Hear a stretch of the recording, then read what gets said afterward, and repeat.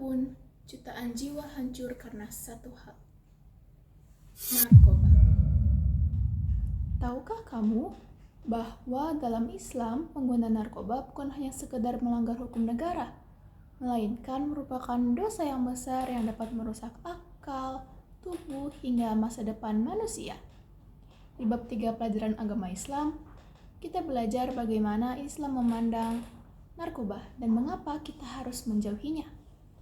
Tapi sebelum itu, yuk kita pahami apa itu narkoba.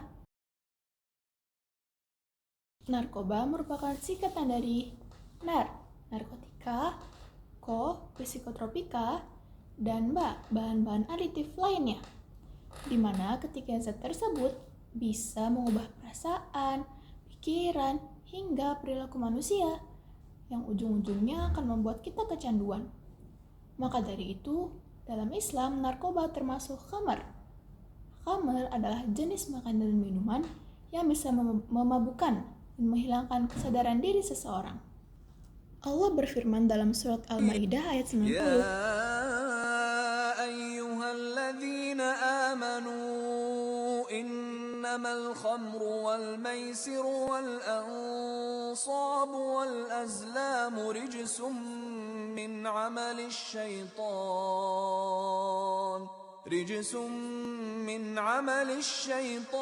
fajtanibuhu la'allakum tuflihun.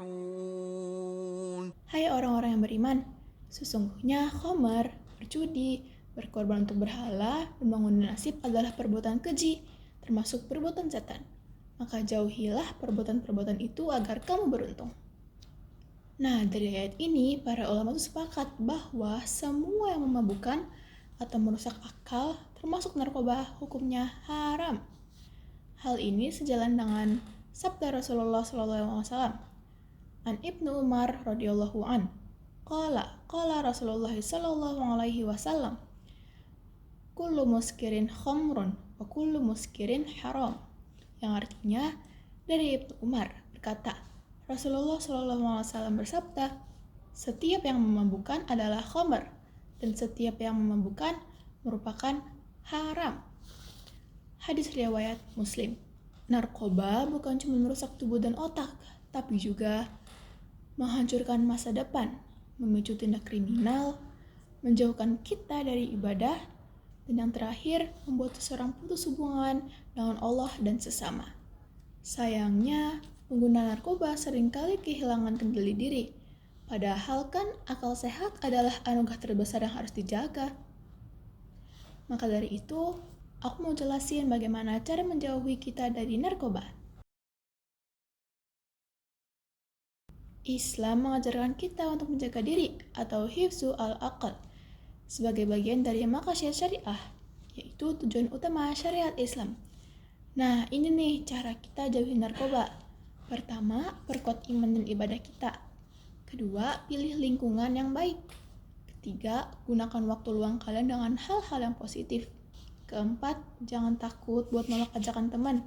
Dan yang terakhir, laporkan dan bantulah teman yang sudah mulai terjerumus. Nah, ingat, menjaga diri dari narkoba bukan hanya soal hukum, tapi juga ibadah. Menolak narkoba berarti menjaga kehormatan diri, keluarga, dan agama. Yuk kita jadi generasi beriman, sehat, dan bebas narkoba, karena masa depan cerah dimulai dari pikiran yang jernih.